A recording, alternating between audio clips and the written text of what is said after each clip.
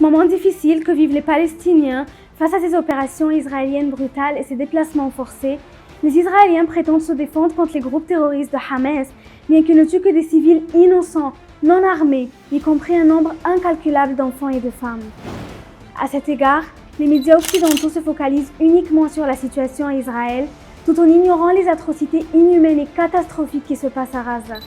Et en dépit de leur soutien incomparable à l'Ukraine contre l'invasion russe, ils proclament une normalité complète dans la conduite de ces Israéliens, mais bien pire, ils les soutiennent. Et dans une partialité très évidente, ils permettent des massacres qui touchent des églises et bien des hôpitaux où des milliers de civils sont blessés, voire tués, tout en cherchant un refuge après avoir été déplacés. En plus, des centaines de camions égyptiens sont arrêtés au terminal de Rafah, empêchés de traverser pour fournir une assistance aux Palestiniens, après que les Israéliens leur ont coupé l'électricité, la nourriture et même l'eau. Cette dure escalade du conflit a dépassé la question d'un territoire colonisé. C'est maintenant la question d'un droit humain flagrant à la vie.